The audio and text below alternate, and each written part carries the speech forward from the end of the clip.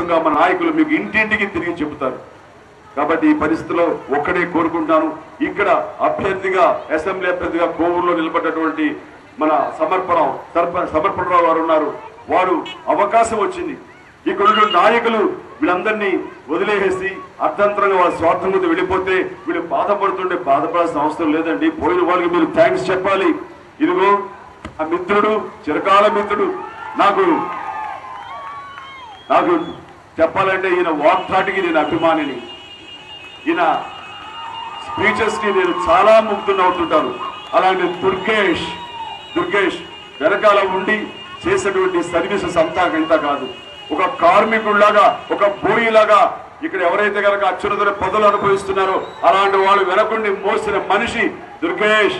ఇంకా ఎంతకాలం మోస్తావు రా, నీకు అవకాశం వచ్చింది. నీలాంటి అపారమైన అనుభవం ఉన్నటువంటి వ్యక్తి పార్లమెంట్ బరిలో దిగాలి. లోక్సభ సీటు మీకు ఇవ్వడం కోసం మేమంతా సంసిద్ధమయ్యాం, తీసుకోండి అంతే తప్ప ఇదేదో మీకు అన్యాయం జరిగింది మమ్మల్ని ముందు వెళ్ళిపోయారు అనుకోకండి. వాళ్ళకి థ్యాంక్స్ చెప్పండి. వెళ్ళిపోయిన వాళ్ళకి ప్రక్షాళన జరిగిపోయింది.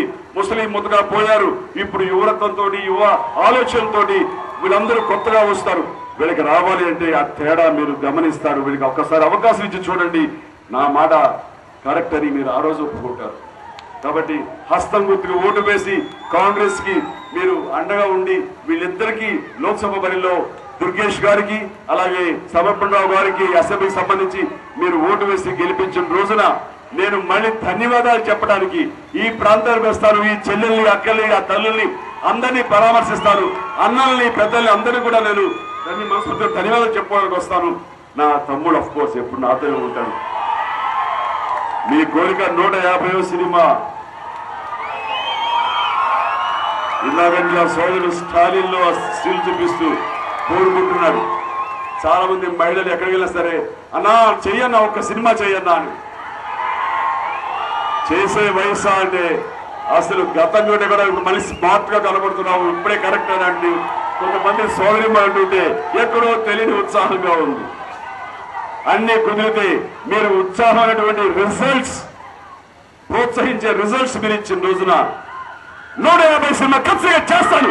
జై హింద్, జై కాంగ్రెస్. కోవుడికి మరీ నా ధన్యవాదాలు తెలుపుతాను. ఇక్కడ వెంకటేష్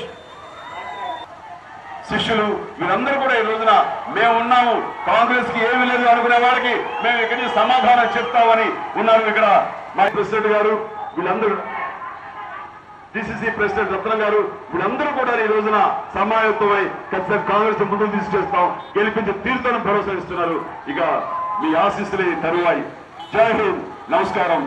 జై కోవిడ్.